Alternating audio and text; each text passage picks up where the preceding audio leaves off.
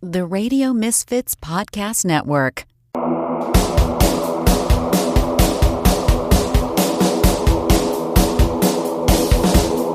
Hello, y'all. Welcome to Jackalope Tales, Urban Legends and Music, where we uncover, is it real or is it a jackalope tale? I'm your host, Charles Mooney. And I'm Lisa Umbarger. And Charles and I are founding members of the Toadies, and now we're podcasting. And we are bringing someone back. Right. He's family. This is Marky Ray. He was our most favorite, beloved tour manager when we were in the Toadies. He showed us the ropes. He took care of us. And everything. And he's got stories. Everything went so well on the last episode. It's like, okay, Marky, one more time, please. Yeah, come back and tell us more stories. Yeah. And let it rip. Yeah. In so many ways. Yeah. And so also everybody, for Christmas or for whenever, if you want an amazing gift, Marky's got a book called Rock and Roll Mercenary. We have a link in our show notes. Yeah. And it's got pictures. It's very cool. Yeah, it's a really cool book. It's a really well set up book. So yeah. Thank you. So great job on that, Marky. For all your music fans, check it out. And again, we got the link in the show notes. So Yep. without further ado, Marky Ray. Woo! Welcome back. Yeah. Thank you. It's part 2 of the Marky Ray Motorlight Spectacular 2025. Wheels spinning at over 200 miles an hour for a knockdown, drag-out monster truck funny car mud pit. Featuring Big Daddy Don Garland, Shirley Tunstall, Madonna, and Don the Snake Perdome. Bach, Beethoven, Guar, Tchaikovsky, Nine Inch Nails, Hamilton, Joe Franken, Reynolds, Wilson, Twins, and Full Barney the Dinosaur, and the Steve Miller Band. Brought to you by Belkin and Budweiser. Does your wife ever tell you do that in your sleep? Yeah. Many years ago, my daughter was like, how the fuck did you remember all that stuff? Right. It's just ingrained in my brain, man. Exactly. It was all that repetition. Yeah. I'm honored because Mickey Barney of Lush, when she wrote her book, actually mentioned the fact that I used to MC that for them, as I told you in the last episode about, doing the whole introduction for them on Lollapalooza. And it was quite an honor to do that for them and Jesus and Mary Chain and Trent. Like I said, Trent used to ask me, Marky, give him the monster truck voice. and like I said before, it rolls off the tongue. Big Daddy Don Garland, Shirley Tunstall, Donnie, and Don the Snake Perdome. And when I was a kid growing up, that's what you heard. It was like Thompson Drag Raceway, or hell yes, Norwalk Raceway. Kids under 12 get a free hat. Raceway. We're going to turn the Richfield Coliseum into a giant mud pit. So no, I love that stuff. I do all sorts of crazy voiceovers. I took my daughter to my wife and I took our daughter to New York for the first time a couple summers ago, and we're driving around, and I'm like, we're like on Broadway going north somewhere, and in a taxi or something. I'm like, right around here, honey, is right where that nice Middle Eastern man said, "Asshole, son of bitch." Because that was like my first time in New York. I'm like in a New York City cab, and this guy's driving around like a madman, like 90 miles an hour in Midtown, like, asshole, son of a bitch, get out of the way, and I just was, so I remember all this shit, like it's just like ingrained in my brain. So, and then right. And were you with us? Were you with us in the cab when the cabbie hit the lady in the crosswalk? I don't recall that. No, I don't think I was with that. That was the most insane thing we've ever. He knocked a mirror of the cab off in a construction zone. He hit a pylon and knocked the mirror off, and then was speeding around the corner and hit a lady in the crosswalk and just kept going. We're like, let us out. Jesus Christ. Oh my God. That's crazy stuff. Crazy. Yeah. So, I would say, asshole, son of bitch. Yeah. that's the devil voice. I'm like, cocksucking fuckers, you bastards, I'll kill you. Well, one of the crazy things that you told us about, and that was one of the stories, is all of the broken guitars you collected on mostly Lollapalooza, I think. And you would always go, "This is my fortune." Yeah, I wish. Yeah, no, it's funny because I never sold any of those. I've kept the ones I've broken or that were broken. I didn't break them. Trent broke them, and other people. Yeah, I think I told you in the last episode about a little bit about it, but yeah, that was the funny thing about working with Nine Inch Nails was, and as a matter of fact, I'll tell the quick story. When the first thing I did for them, I believe I mentioned in the last episode was I did the Head Like a Hole video, and I went and commandeered Marco's van to drive them up to Chicago. But when I was pulling out the gear initially to get it set to we had to pull it out of the Fantasy nightclub and then load it in a trailer to take it up to Chicago. So I pull out the gear from the Fantasy, and on top of it is this broken guitar. And I'm like, what's this? And Trent's like, oh, that's a guitar I smashed on the last tour. Now, this was right before I joined them, and the trip to shoot the Head Like a Hole video was my whole sort of indoctrination into Nine Inch Nails. So I asked, Trent, what are you doing with this? He said, oh, you just take it home, just keep it. So I took it home and eventually I bought a neck for it, and then I threw a neck on it and made it into another guitar. And I'll get to that in a minute, unless I told that story in the last one. But no, anyway. you didn't. Okay. So, well, I'll get to that because, all right. So Trent started smashing guitars on the early Pretty Hate Machine tours, and it was usually when he was mad.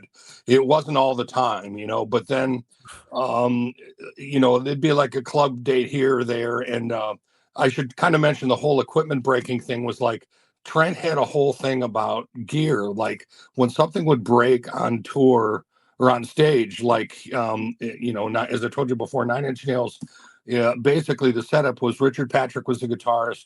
The tour I was on, Lee Mars was the keyboardist.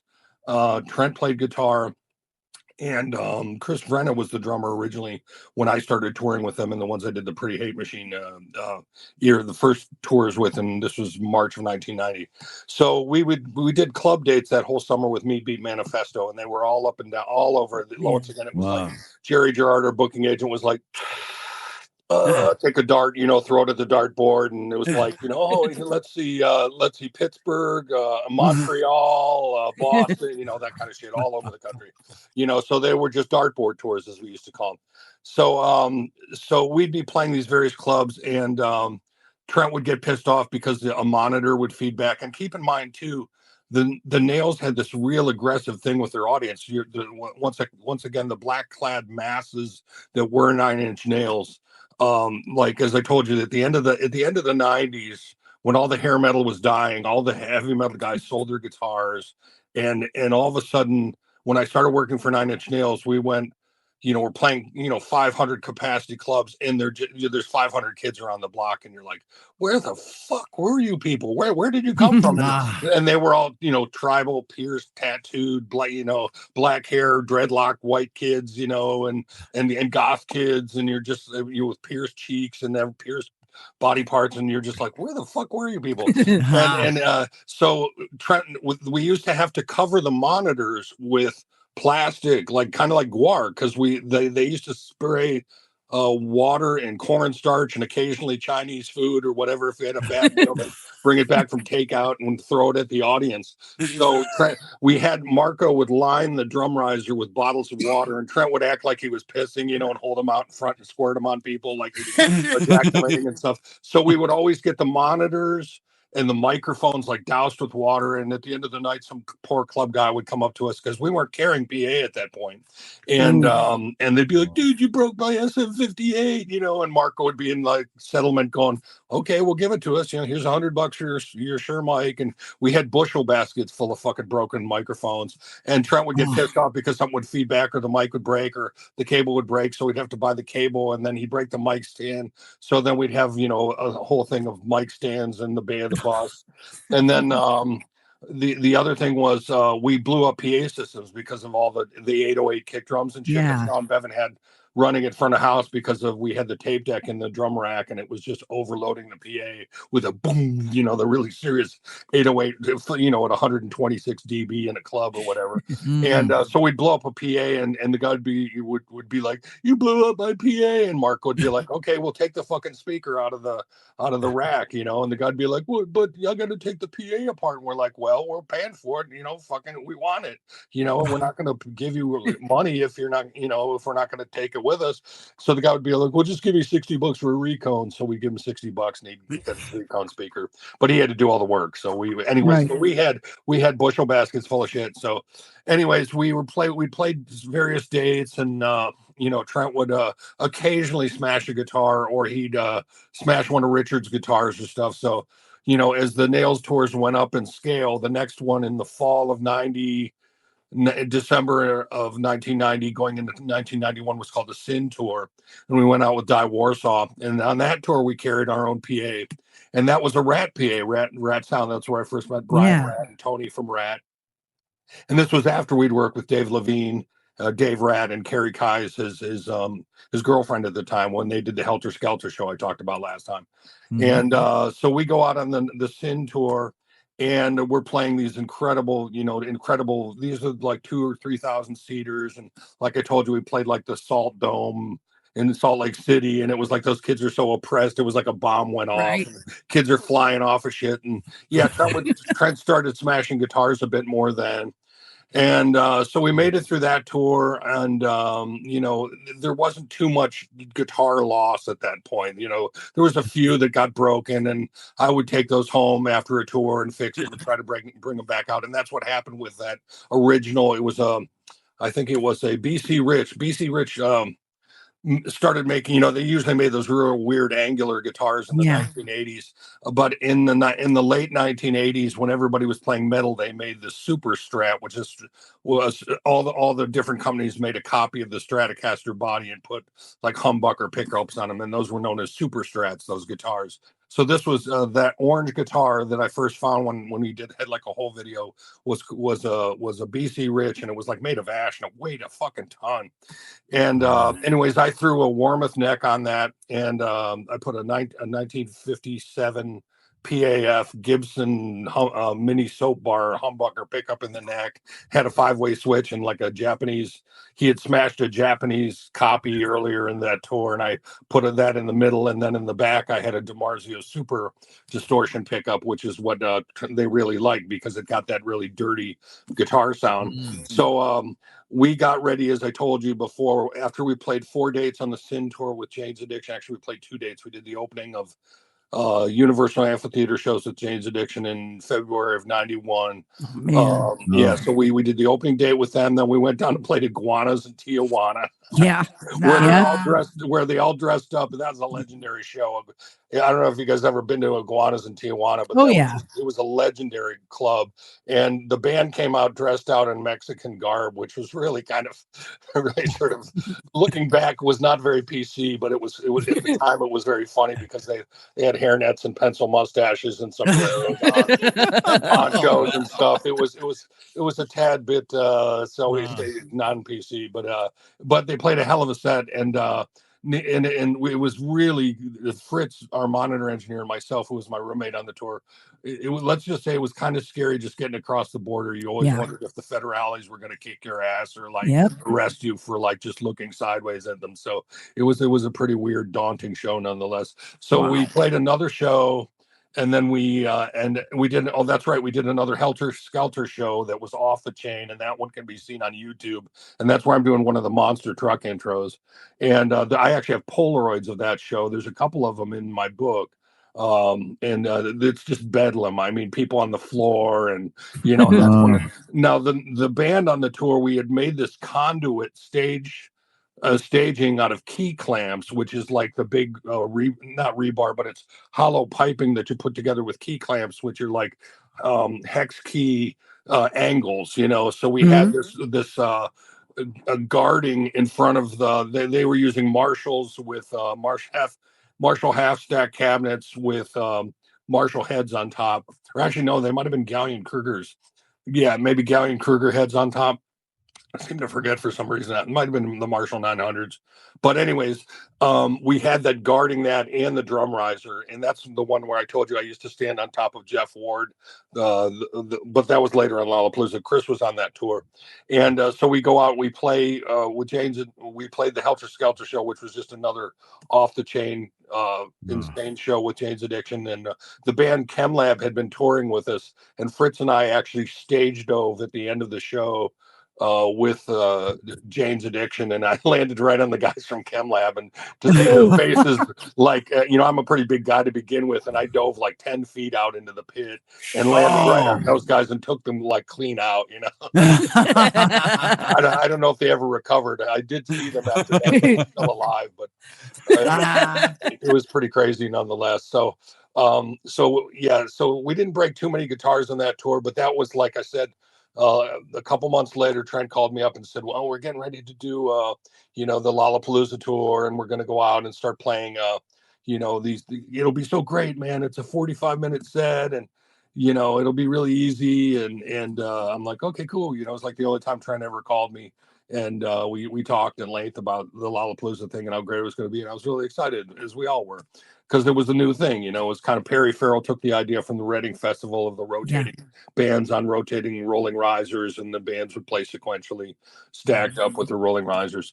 So we did the 3 warm-up shows. As I told you, we did Tipitina's in New Orleans, where I got pulled off the stage and nearly killed that guy who pulled me off the stage.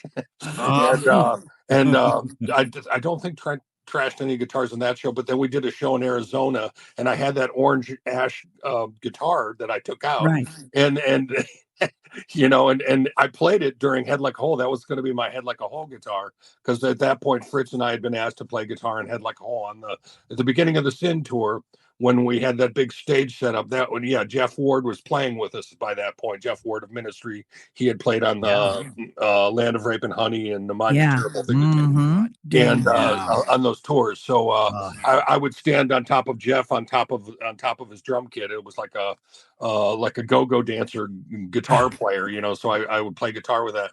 And so when we went out and did this second show in Arizona, Trent, after we finished Head Like a Hole, he had smashed his main guitar, and then he grabbed my orange guitar for good measure and smashed it again.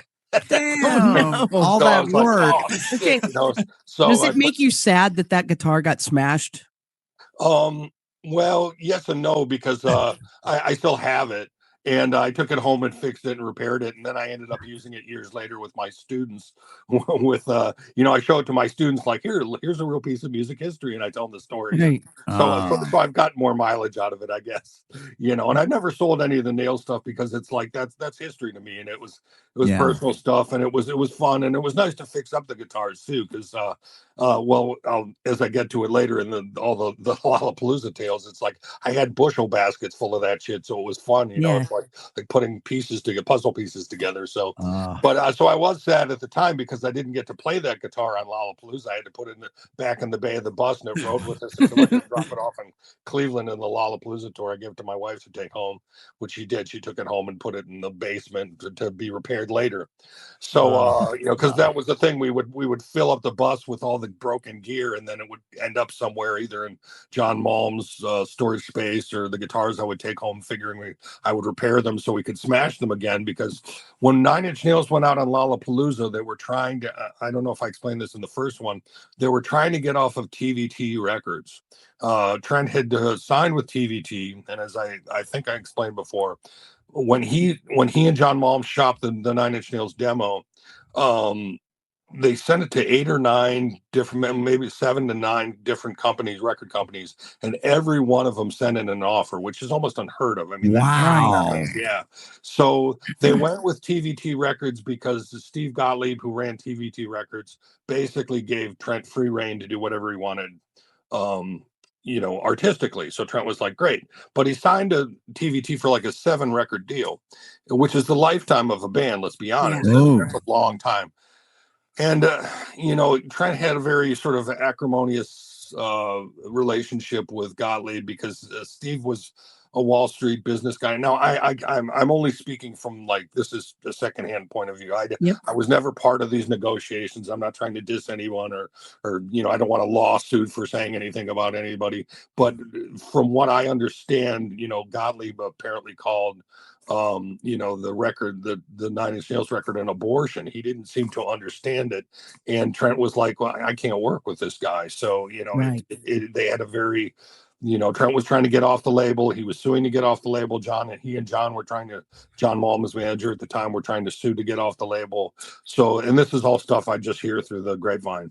And so it was really a bitter time. And the sad thing is Trent was a real visionary. And this is what a lot of people don't realize, is like, he was brilliant because house music out of Detroit and Chicago was really a hot thing.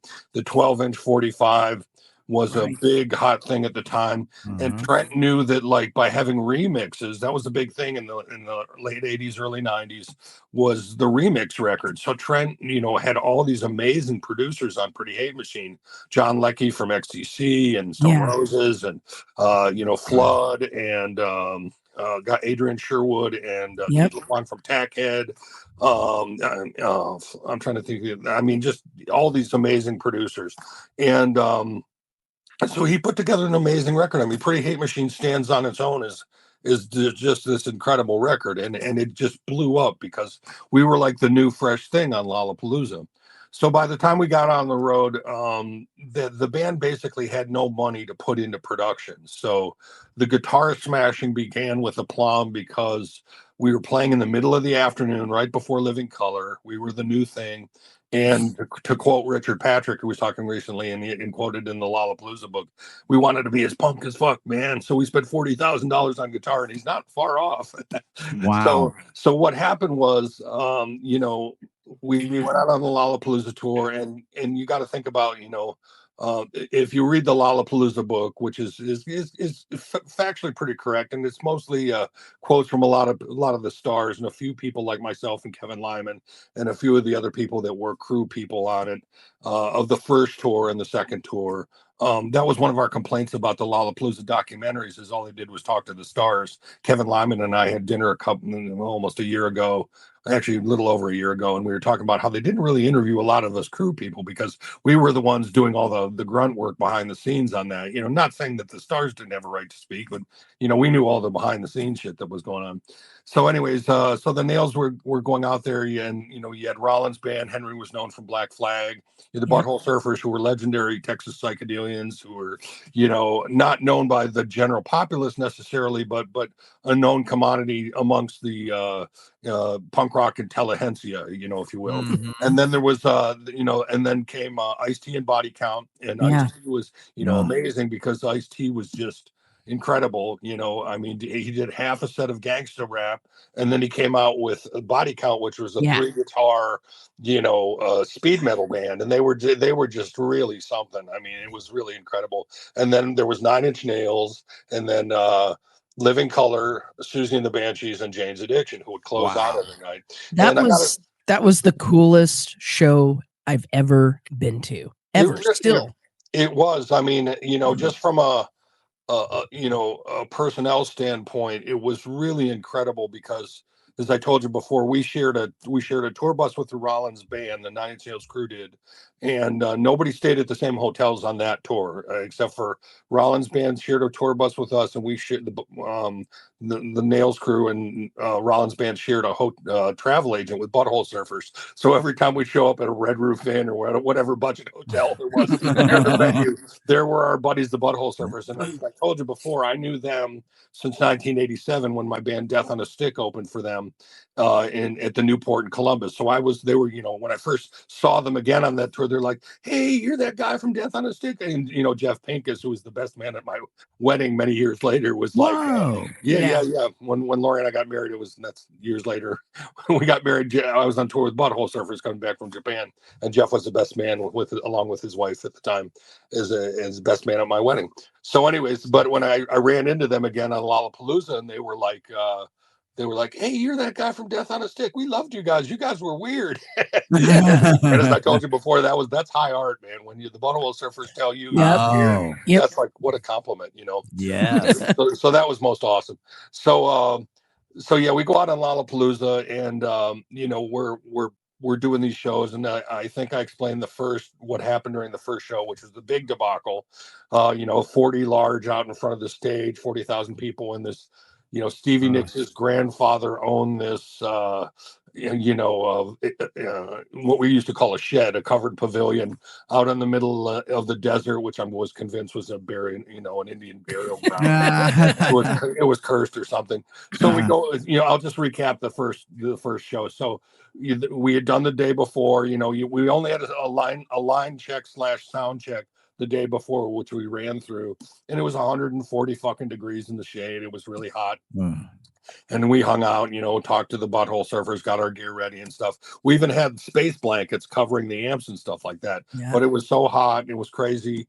So Rollins band played, Butthole Surfers come out, Gibby's with a shotgun, blowing crap up, and it blows everybody's mind. I mean, it was really mind blowing. Ice-T and Body Count come out, just slay the crowd, and then the Nails come out, and everybody's anticipating 9 Inch Nails. So we go out to play, and we're 2/3 of the way through the song "Terrible Lie," and all of a sudden the drum rack power goes, pew, As I mentioned before, the Nails. We actually used a tape deck for we had a 4-track TAC, or it might have been a Tascam, I can't remember exactly, 4-track cassette player, because we didn't have a bass player. So the band played, the drummer Jeff Ward played to a click track, which was on one of the channels of the 4-track. A bass was on the other channel. There was sound effects on the third channel, and the other channel was keyboard and sound effects. And during that, what happened was there was a bad this is years before computer backups and battery backups and things like this. Remember, this is the pre-internet days of viewing. So we had this rack plugged into a quad box, an Edison, regular wall plug at the back of the stage. So we're Terrible Lie, playing the song, oh, Terrible Lie, as it goes down, and Trent looks back and we're like, what the fuck, So brilliant Marco runs backstage, and he's like, sees that the quad box is like shorting out, and where it's plugged in, plugs it back in, plugs it back in, Terrible Lie, the background vocals and shit come back up, So we're like, holy shit, So we started into the song Sin, and we had these 2 giant EV speakers on either side of the stage and the sound effects are panned left and right, like cha cha cha cha. Cha cha cha cha cha cha cha. So we go into the song, and it's all this sequence and stuff, and Trent's like 2 or 3 bars into the song, and it just goes, no! And we're like, oh my god! And Trent just goes berserk and like trashes the stage, and we're just like, and smashes guitars and like takes the amps and trashes everything, the drum kit, everything, and then the band storms off. Trent storms off and says, fire everybody, and and storms off to the tour bus, and we're all just like, fuck, what just happened? We're standing there with our dicks in our hands, like, what the fuck happened? And then you got arrested because your dick was in your hand. Yeah, exactly. Is that what happened? No, I was like, we were all shocked, because it was like, gee, I mean, this happened all in like a 30-second span, and we're just like, what the fuck just happened, and like, so we're picking up the pieces, and I'm like waiting for John Malm to come out and hand me a plane ticket, and I'm just like, fuck. So I went and hid with all right, we packed up the Nails gear. And I went and hid because with my newly found friends again, the Butthole Surfers, I hung out with them, and River Phoenix was hanging out with them. So I got drunk with River Phoenix and smoked pot with the Butthole Surfers and hung out with them and tried to hide from the band because I knew I was going to get my ass chewed out. Fortunately, they didn't fire us. But what happened was, when Trent walked off stage, he went to the tour bus, and MTV was there filming. So they followed him to the tour bus, and he just happened to say, we're at the mercy of electrical power and crew incompetence, and Mark Geiger and Richard and all these people were there, Richard Patrick, and Mark Geiger was there, and he was kind of like, oh my God, and freaking out. Mark Geiger was one of the founders of Lollapalooza, and he was a booking agent for the tour and all this stuff. He's a very important person in the industry, and he was kind of like, oh dear, and then USA Today got a hold of one of the quotes, and it was like, we're at the mercy of electrical power and crew incompetence, and on the front page, and like we weren't upset. I mean, we were saddened about the whole thing because it happened, but it wasn't it wasn't our fault necessarily. I mean, because it was a bad quad box, and Marco actually went back out there and showed the Delicate Sound was the company that ran the PA and lighting. Delicate was actually Supertramp. The band Supertramp had all this money. I forgot about them. Yeah. Delicate Sound was Supertramp's production company. When Supertramp sold Breakfast in America in the late 70s, they blew up and they bought their own sound company, and they had that in the States. So that was called Delicate Sound. And they were running the lights and sound for the tour.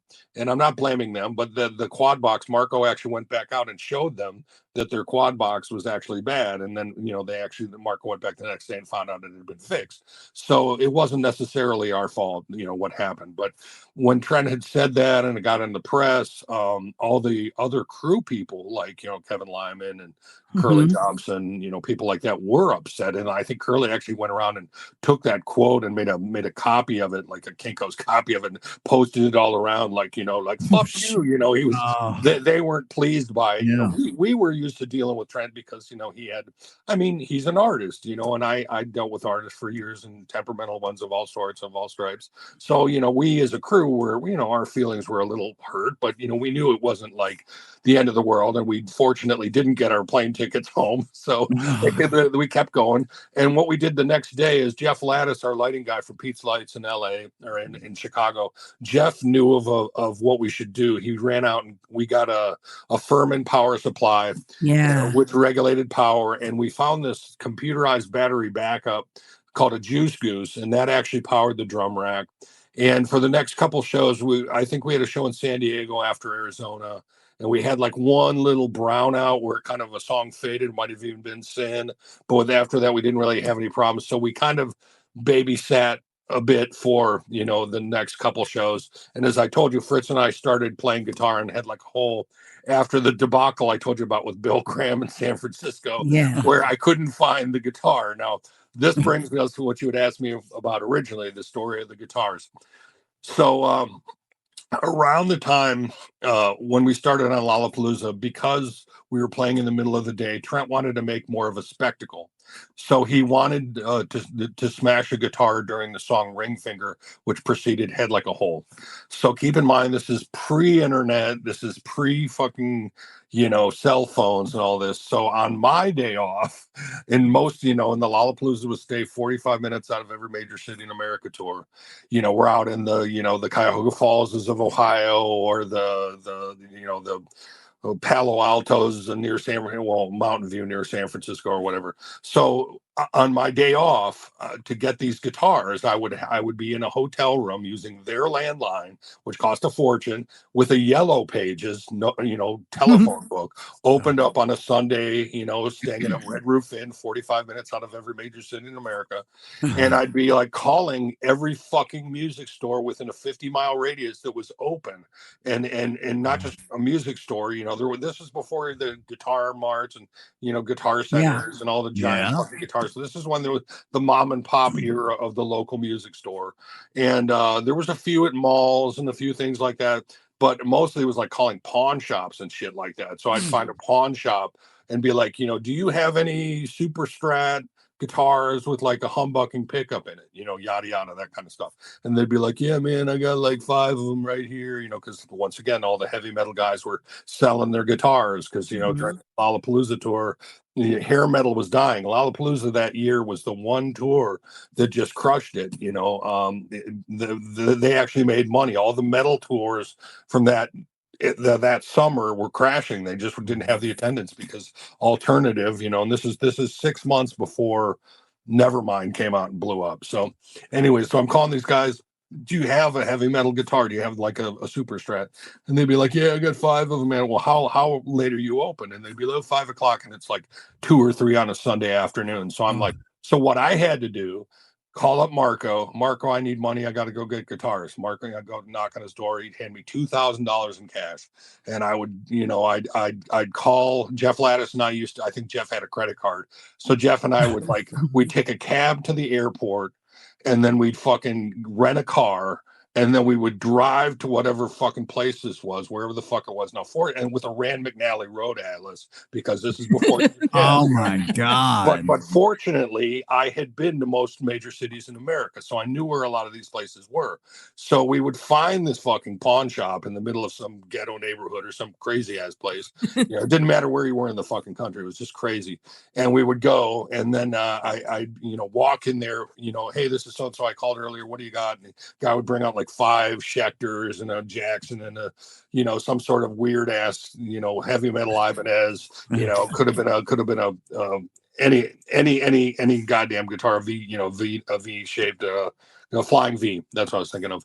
And I'd be like, how much you want for these 5 guitars? Oh, $2,000. I'd hand them the $2,000. Take the guitars, often without cases, and just like grab them all, throw them in the fucking trunk of the rental car, drive back to the venue or wherever our bus was or the hotel, throw them in the bay of the bus, or take them to the venue if it was open and put them in the rack. So I'd put them wherever, and then take the car back to the airport, and then take a cab back to the hotel, and then the next day get up and set up guitars, for whatever. A lot of times, knowing they weren't gonna survive the day, I wouldn't even restring them. I just like tune them up and make sure they had halfway decent strings on them. And that's when, I think I told you guys, I had studied with this guy Marvin Jones, who was into pathetic artwork. So I started putting all these skulls and stuff on the guitars, because it was like they were going to die. The guitars were going to die. I put little skull heads. So if you ever see a guitar, a broken one, or pictures of guitars with little skull heads on them with 9 Inch Nails playing them, or somebody playing them, those were my guitars that I decorated with the little skull heads. Wow. So that's what I had been doing for a while with the nails. So we get to San Francisco, as I told you before, and one day I could not find, on one of these days, we're playing Mountain View. It's Bill Graham. Bill Graham presents it. Bill Graham was a rock star in his own right. Bill Graham, if you don't know who he was, Bill Graham helped revolutionize rock and roll in the respect that he himself became a rock star promoter. I mean, he was the first guy to set up the stadium shows. The US Festival, all the big things that happened during the 1980s, all the big shows, getting the Grateful Dead into stadiums. That he was that guy. So Bill Graham was a rock star in his own right, and he owned Mountain View, the Shoreline Amphitheater in Mountain View, California. So we're playing his venue. Now, I never met him, but I saw him. I was in his presence. And so one day I went out to get guitars, and I could not find a fucking guitar for Trent that had a humbucker, just a single coil pickup in it. So the only thing I could find for him was a Fender Bullet, which had 2 single coil pickups in it, the plinka, plinka, plinka. And so I go out and I go to try to hand Trent the guitar, and I hang it around his neck during ring finger, and he strums it. And it goes blink instead of ring. And he like looks at me. I look at him, and I'm like, oh shit, and I turn around to walk back to my guitar station, and he takes the guitar like, wow, and he just throws it up in the air, and it goes back down and smashes. So I go back up. I pick up the guitar, and he's like, the song is still going on, and he's just like he's like behind me, like waving his arms and screaming at me, and I'm just like, oh God, please, don't. I thought he was gonna kill me, and like I said, I bring my guitar back over to the workstation. I turn around, and tunnel vision happens, and I see Bill Graham standing in the corner, like looking at me amongst like 40 other punters who were backstage, because Bill Graham, you could see who he was. He stood out amongst many, and we make eye contact. I make eye contact with him briefly, and he like looks at me like, "You're fucked, kid," and I'm like, "I know," and he's kind of like shaking his head like, "Good luck, kid." And I see him kind of like sort of nod to him like in appreciation, like, I know I'm fucked. And he like turns around and walks away, and I'm like, fuck, So, needless to say, after the show, Trent or John Malm, Marky Ray, get in the dressing room. You need to talk to Trent, or maybe it's Marco. I can't remember. So I go back in there, and I'm like, Trent, I'm sorry, man. I couldn't find a guitar for you. And he's like, because he's like, Marky, what happened? And I'm like, Trent, I'm sorry, really, I tried. That's all I could find was this guitar. I'm sorry, I'll never do it again. I'm like, if you know, I'm a musician too. I have empathy. You know, if you have a bad show, I have a bad show. And he was like, it's okay. And we hugged each other, and it was, you know, it was okay. I mean, there was a couple of times that like we did have some other shitty guitars that he wasn't happy with. He was like, done, let's not get that brand again, or let's not get this again. And I was like, okay, fine. You know, I did the best I could, you know, because I mean, it was really hard to source guitars like that every fucking day off. You know, it was crazy. God. But right after that show, we went to Sandstone Amphitheater in Kansas City, Missouri. And Trent was like, I want you and Fritz to start playing guitar and Head Like a Hole again. Because by that time, we'd got most everything worked out on the tour. And people were loving Nine Inch Nails by that point. I mean, you know, because they were the new thing. I mean, if you read in the Lollapalooza book, all the bands were like, they were like the thing. Everybody, we all wanted to see them, and as did the crowds. The crowds went fucking berserk. And not only that, Jerry, our merchandiser, Jerry Long, my dear friend and good buddy, the Nails logo shirt outsold every shirt on that tour combined by tenfold. I mean, they I don't know what they made, but it was in the millions of dollars from just the Nails selling the Now I'm Nothing shirt, either the white or black 9 Inch Nails logo from that tour, the Nails tour shirt outsold everything. We crushed the merchandise. So Fritz and I go out to play on Head Like a Hole in Kansas City, Missouri, and it just blew everyone's minds. I mean, all the crew people were coming up to us like, you guys play guitar too? And you do, you know, you work for the man. Oh my God, you know. So like everybody freaked out after that. And all the band people were like, oh my God, that's so cool. You guys play with the band and all this. And it's like, thank you. You know, so that was really rad. We had a great time doing that. But before you knew it, everybody wanted to play guitar and Head Like a Hole, which meant I had to get more guitars. Oh, God. And so I would get more guitars, and all those people coming out, Trent encouraged to smash those guitars. So like before you knew it, Dave Navarro and Eric Avery from Jane's Addiction were playing guitar and Head Like a Hole and smashing the guitars along with Trent. And Richard usually didn't trash his guitars because he loved his guitars and took pretty good care of them. Trent occasionally would smash one of Richard's guitars. Oh, yeah, I know. Oh, shit. Yeah.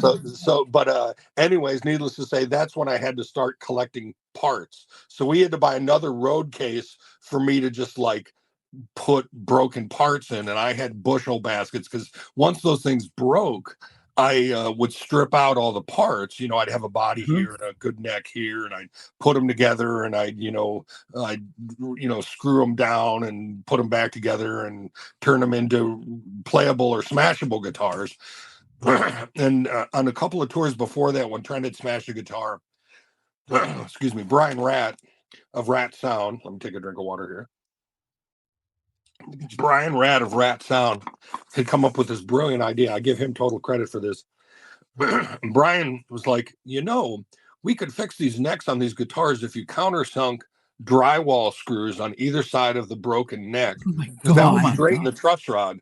So that's what we did. Is we would take a drill and we would countersink drywall screws on either side of the truss rod through the top of the guitar neck, the fretboard, into the back of the neck. Wow. Break off the but first you had to like coat it and coat the innards of the neck with wood glue, you know, like horsehide wood glue. Yeah. And then you'd countersink those drywall screws, and all the glue and everything would come out. You wipe them down. You'd break off the screw backs and file them down so it wouldn't hurt your hands. And then we would C-clamp them overnight and put them in a trash can. So on Lollapalooza, that is crazy. So on Lollapalooza, I was doing that every day, and there'd be like, by my workstation, there was like, you know, 8 or 9 guitars in the trash can with C-clamps on them, and I'd take them. I'd have to come early in the morning to do this, and I'd take them out, and you could tune them up just enough, you know, maybe to not get them in tune, or maybe just hold tune enough so Trent could bang on it and ring finger, or somebody, I could hand one to somebody, you know, to smash, you know, like a hole that wasn't plugged in, you know, because we didn't have enough amps to plug into, or whatever. So there was there's footage of it on Lollapalooza in Cleveland when Trent's dad and everybody was out. There's like 30 people on stage playing. I had like a whole, and it's like a smash-a-thon, you know. Oh, so there was just God. like guitars flying everywhere, and you know, like I said, I'd have to put new knobs and new pots, new potentiometers, bridges and stuff. So I had like a bushel baskets of bridges and pots and knobs and tuning pegs and necks and bodies and stuff. So I would every day I had to fix and do that stuff. And at the end of the night, Kevin Lyman and I would load up on the last truck, you know, like a trash can full of broken guitars, with, you know, hanging out with C clamps on them, waiting for the next day. Oh, but God. it became such a problem that, you know, I ran out of guitars at times, and like I'd have one left, and like I think you know, Ice-T would come up and, Marky Ray, I want to smash a guitar, and I'd be like, but Ice, it's the last one I got. You know, John Mom would come up to me and be like, Marky Ray, give Ice-T a guitar, and I would go, okay, and I'd hand it to him. And he'd, you know, Ice would go out, and you could, there's footage of it. It had like a whole lot. And Ice-T's like banging on the guitar. It's just like blinka, blinka, blinka, smash, you know. And of course, I'd go up like the guy cleaning shit up after the album, you know, like what showbiz? And I go out there and clean up the guitar mess and put it in a trash can and drag it to the next city and do it again. So we did that all over the country, all over the U.S. and Lollapalooza. Yeah, every city. Marco, hand me to you the same deal, $2,000. Jeff and I would go rent a car, go to the cab to the airport, to the pawn shop, back to the venue, drop off the guitars, back to the airport, cab back to the hotel. Did that all across the country, and then we finished in Orlando, Florida. And Trent was playing Gibson Explorers on that tour. Now, those we didn't smash on a regular basis. Yeah, those were the ones. Those were the, yeah. They were. He did smash a couple on that tour, but at the last show, right before we left with 3 shows to go on Lollapalooza to go play with Guns N' Roses in Europe. So that last show, Trent smashed both of his Explorers plus all the other guitars. And I had no guitars when we flew right from Orlando to Hamburg, Germany, and then, or it was Munich, actually. We flew to Munich and then went to Mannheim to open for Guns N' Roses. So I'd never been to Germany. I'd never been to Europe or anything like that. And I didn't speak a lick of German except for what I learned on Hogan's Heroes back in the 1970s. Yeah, that's how old I am. Anyways, so you know, I'm like, Marco, I need guitars, you know, and this is like, usually when you fly to Europe, you have a day to recover from jet lag. Yeah. So I didn't have a day to recover. I had to get up.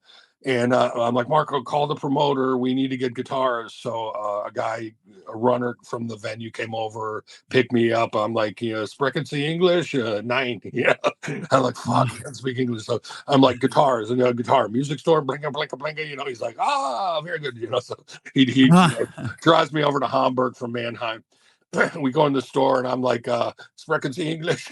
And he's like, whatever the word is for a little bit, and you know, he spoke broken English essentially. I'm like, Gibson Explorer, you know, and he's like, very good. He comes back out with this beautiful, beautiful Aztec copy of a Gibson Explorer. Now, those guitars, Gibson Explorers and Flying V's, were owned by the Gibson company. And in the late 70s, all the Japanese companies and European companies that were making copies of Gibson guitars got sued by Gibson for the copyright infringement. So those were called lawsuit guitars. So this was a company I never heard of called Aztec had made a lawsuit guitar, a beautiful, perfect copy of a Gibson Explorer with a really rare Bill Lawrence pickup in it. Oh, wow. Bill Lawrence had those blade pickups. Yeah. Really cool fucking pickups. And so that was like 600 Deutschmarks. And I'm like, you got anything else? And he goes, yeah, I have this beautiful, well, he brings it out. And he's like, signed by Rory Gallagher. It was a 76 golden hardware Firebird, Gibson Firebird. And I was just like, holy shit. And he tells me it's signed by Rory Gallagher, the Irish blues legend. And I'm like, smash that. Yeah, exactly. So I'm like, how much you want for that? 2,000 Deutschmarks. So I hand him, with tax and everything, 2,000 Deutschmarks. Take the 2 guitars back to this field where we're playing with Guns N' Roses. Okay, keep in mind Guns N' Roses record. I told you I used to work at the record when it came out was in '86.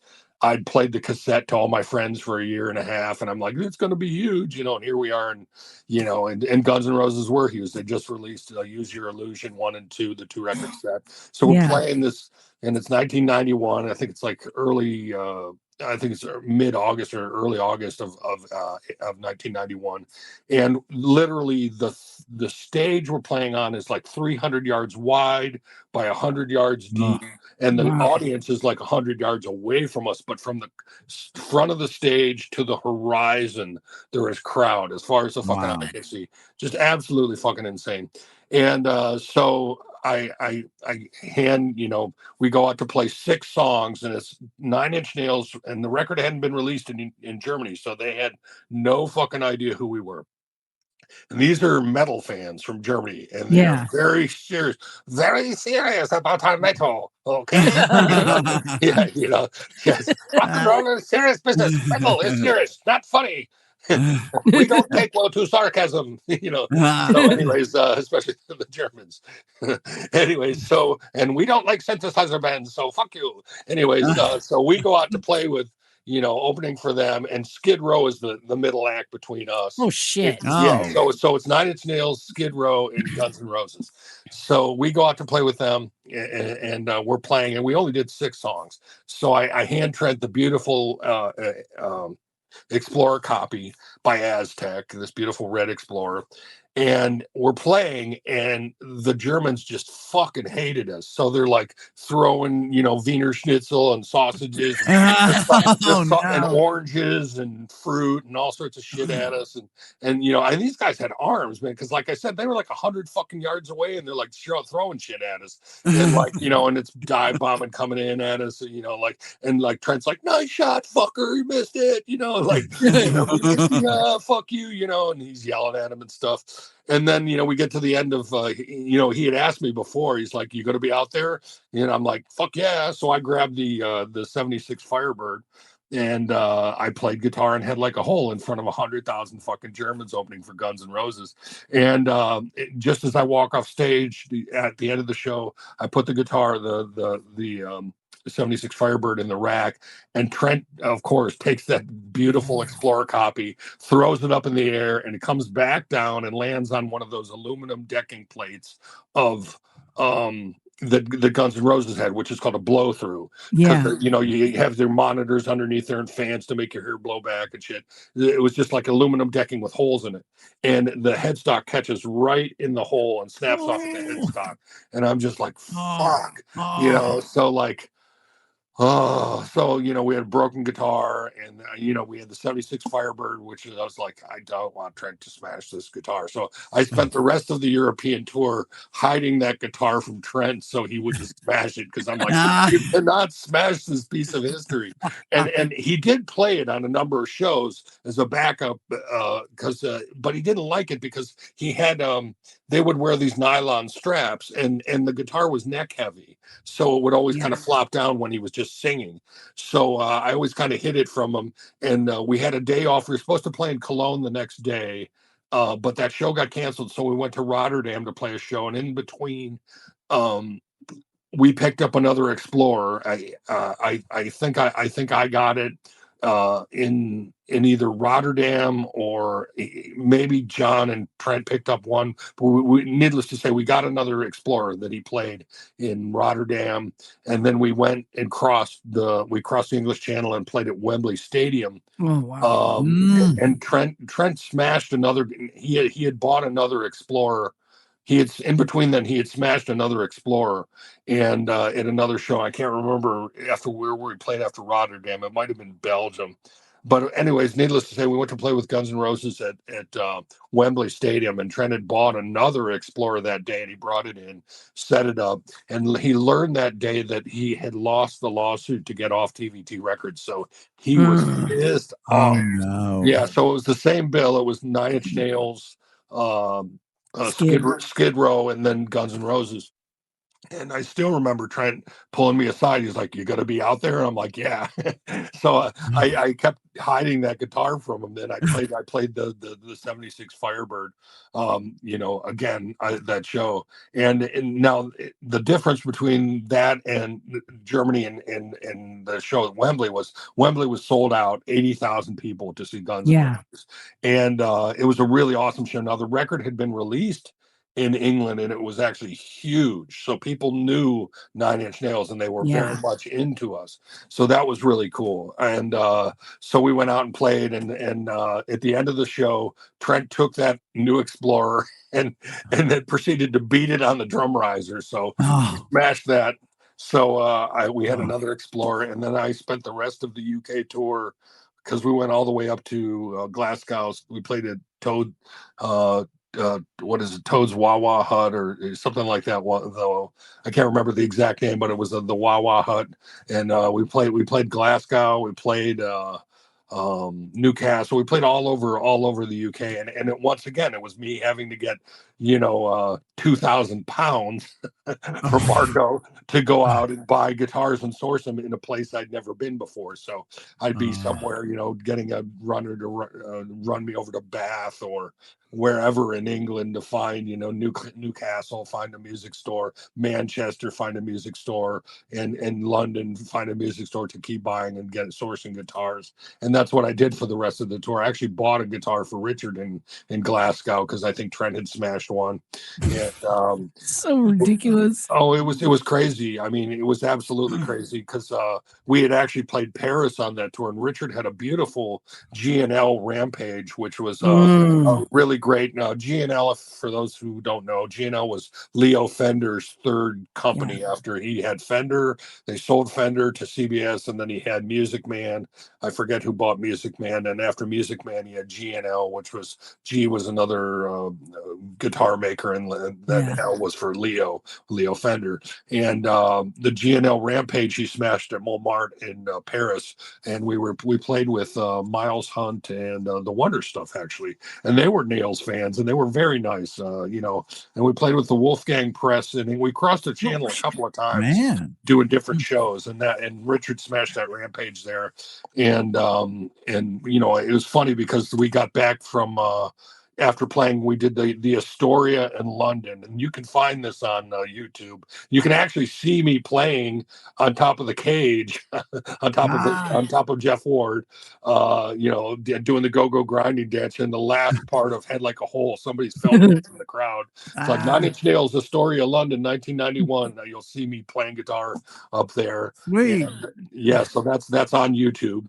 And so I was, but at that show too, they smashed a bunch of guitars, but that was our last show. So we packed everything up and we sent it back to the States, and we get to the back of the Fantasy Theater where we unloaded everything. And I thought we were going back out on tour. So I loaded up my car with all the broken guitar cases out of the back of the bus, out of the storage area. I took like 20 guitars. I had a 1970 Nova, and I stuffed all the, every crevice of that with all those guitars. And I wasn't stealing them. I thought we were going back out on tour. I took them home to fix them, and little did I know that they had stopped. They decided to, Trent went back to New Orleans, pretty much did the Broken and Wish CD. And then they moved from New Orleans to LA to start Downward Spiral. So I went home thinking, oh, we're going back on a tour. And then I found out we weren't. So I ended up going out with Die Warsaw shortly thereafter, and I had all those broken guitars in my basement for years. And then when I got back from Die Warsaw, in between that and going out with Ministry on the second Lollapalooza tour, I started fixing up all those guitars, including that orange one that I got at the very big, the one that got broken at the beginning of Lollapalooza. Right. So I fixed up all those broken guitars, and then I ended up giving back. Trent would come to town on different tours over the years, and I'd give him a guitar back. Here, I fixed this for you. And I don't know what he ever did with them. Maybe he hung them on a wall. Maybe he played them. I don't know. But I kept the bulk of them, and I ended up using a lot of them on different recordings with bands, and played a few with bands over the years because they were really cool guitars and they had historical significance. A few of the broken pieces I ended up giving to charities and stuff. There was a number of years ago, my friend Lisa Graham, who's part of the Bill Graham family, she married into the Winterland crew. She married one of Bill Graham's, I don't know, nephews or something. But my friend Lisa Graham, there was a youth center out there that they were trying to fund, and they were doing a fundraiser. And she asked me if I would donate a broken guitar and some other stuff, some of my Jim Rose Circus stuff, and I donated that so they could auction it off to raise money for. That's cool. So it's funny too, because I see years later I'd see this stuff on eBay, and I'd be like, well, fuck, Right. Thanks a lot. I was trying to raise money for you people. So I don't know. Maybe the people that bought it just didn't. Right. True. That's probably what happened. Yeah. Didn't you put some stuff in the Hall of Fame? I did. I've mostly what I put in the Hall of Fame, not necessarily the Hall of Fame, but I put some stuff in the archive of there's where I teach at Tri-C in Cleveland, Cuyahoga Community College. There's it's the Rock and Roll Hall of Fame Library and Archive. So they take mostly paper ephemera and stuff like that, like posters and things like that. And that's where I've given them posters and flyers and things like that I had doubles of. So they have gotten some of that stuff. I hadn't donated any guitars or anything to them because a lot of that stuff they just warehouse, or they don't display it. They have a local crew thing, or not a local crew thing, but a local band thing that has a few things from the Dead Boys and the Cramps and people like that, or the Black Keys even, but and Devo, etc. Because a lot of famous bands came out of here. Chrissy from the Pretenders, and Chris Butler and the Waitresses, and all the punks from Cleveland that moved to New York that formed the No Wave movement, like the Bush Tetras, Cynthia Slay and Laura Kennedy from the Cleveland had the Bush Tetras. Miriam Lina, who was the drummer in the Cramps, was from Cleveland. Nick Knox, who was in the Cramps, was from Cleveland. And Lux and Ivy Ivy was from California, but Lux was from Stowe, Ohio. So all these famous people came out of there. But I'm actually I did actually donate some of my tools to the Rock Hall, and that's where that's specifically I am in the Rock Hall as a technician.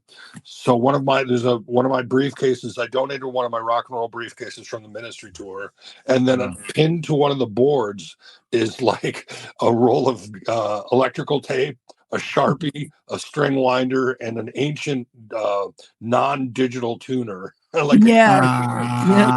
that stuff is actually pinned to the board and in there, and there's a picture of my briefcase in there because it couldn't fit in the display case. And there's actually a quote from me as the Rock and Roll Mercenary, which is very cool. So I did donate that stuff to the Rock Hall. And I'm honored as a technician because I'm one of the only technicians that's represented in the Rock Hall. So in terms of my other technician brethren, I'm honored to represent you, and it's very cool to be in there. And I'm in some great company because in that display case is one of Bob Heil's original talk boxes, Eddie Cochran's guitar strings, one of Les Paul's I can't remember exactly what it maybe one of Les Paul's tuners or something like that, and one of Roger Daltrey's microphones, a flashlight from the Temptations tour manager, a bunch of backstage passes, that kind of stuff. So I'm in some very cool company, in that display case, and I'm still there. I checked on it earlier this fall. They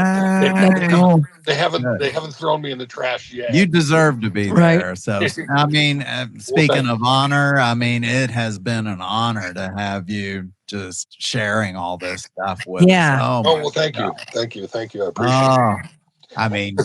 We have gotten into Marky's mind. Yep.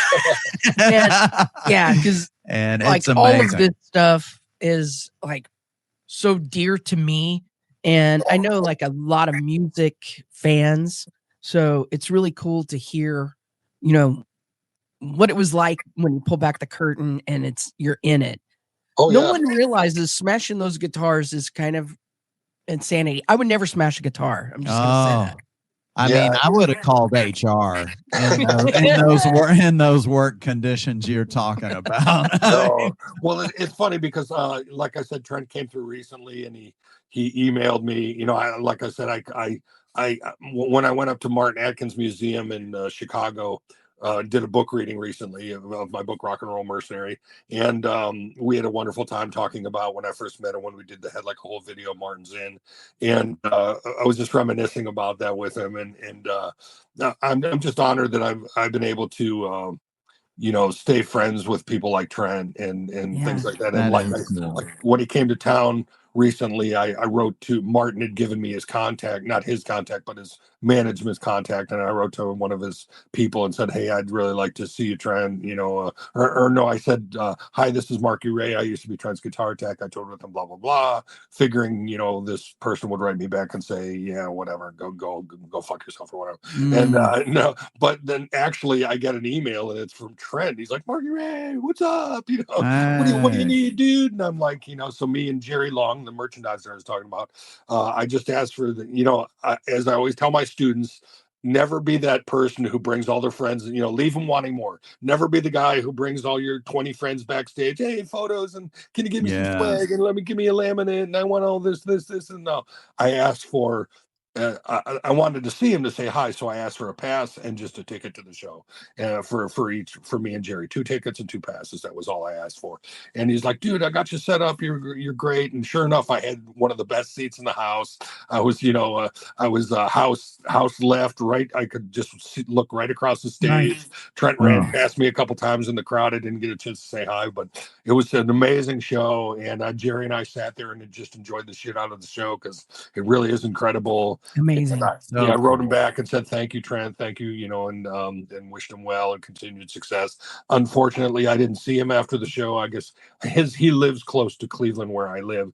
So he had family backstage, and I didn't want to push, go to see Trent, whatever. It's all good, but I wished him well, continued success, and hopefully I'll see him again in the future. But, we went through, I know for a fact, I've seen it in print that he said that he's very fond of those early days, as am I. So, I know I'm looking through things through rose-colored glasses, as they say, but no, those were wonderful times, and I'm honored that I got to be part of it. And I was never a Nine Inch Nails band member, but he certainly made me feel like one when I got to get up there and play with him. And he didn't have to do that. It's very big of him to share the spotlight and to ask me and Fritz to play guitar with him. I mean, that's a real honor. And it's like I'm honored that you guys, when I was with the Toadies, that you guys would have me come out and play on $400 or all those bands I worked for, from Ministry to the Nails and Die Warsaw and Butthole Surfers, all those groups, and even Jim Rose Circus, I got to play with all those groups and do all those things. It was wonderful, man. It really was. So cool. Yeah.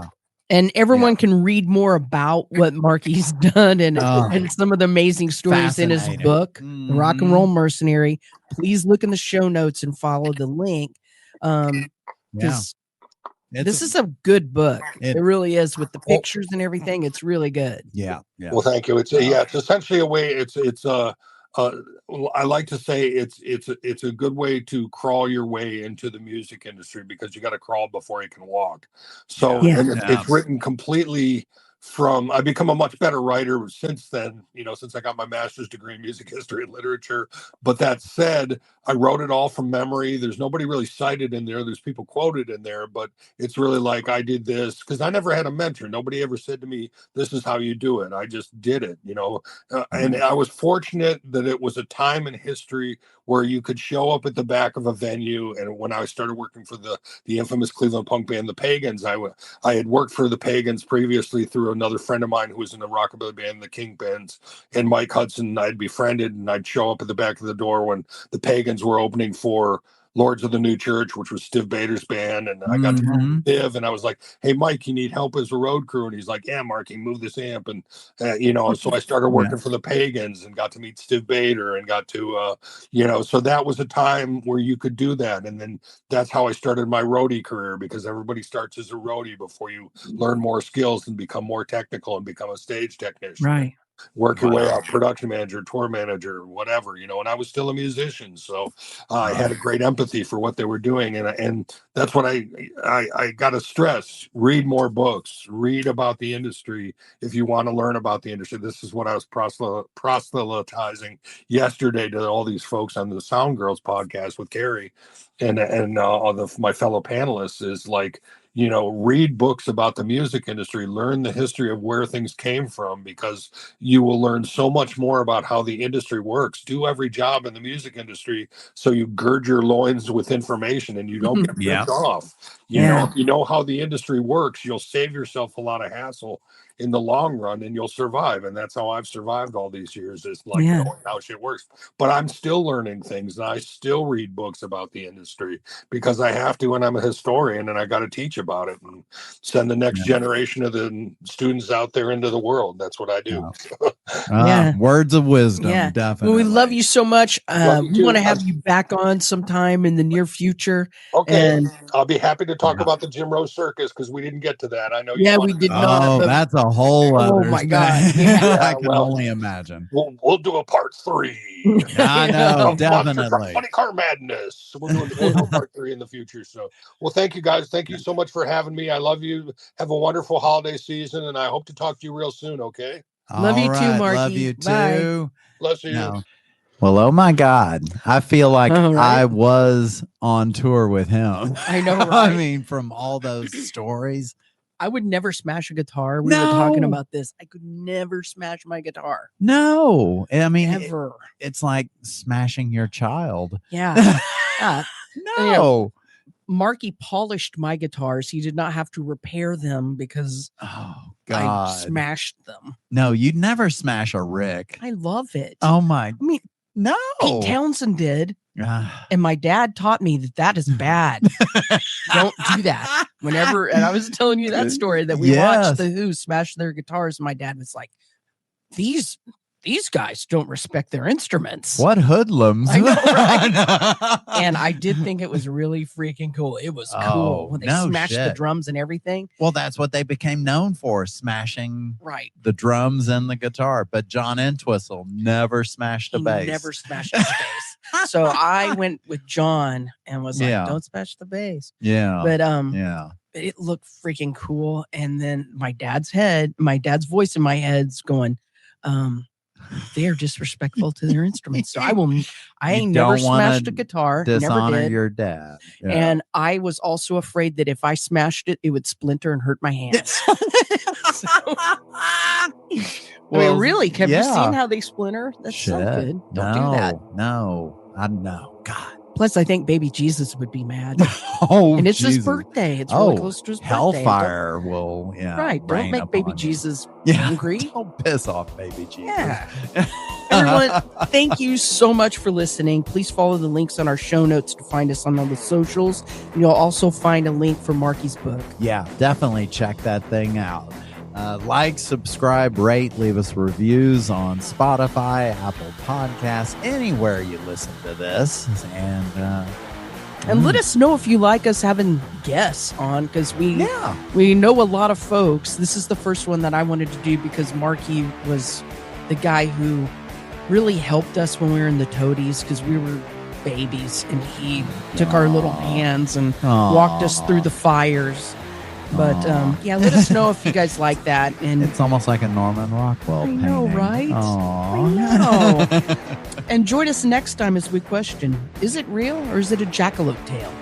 Yeah, I know. Or is it Marky Ray tale? Oh, he's got God, so many more. And we didn't even touch on Jim Rose. That's a whole fucking. Yeah, Marky was the guy that laid on the bed of nails and they chopped watermelons on his belly. Think about that. I wonder if did he ever show you scars? He's got a bad back, and yes, he's got scars and stuff from Jim Rose Circus. Yeah. See?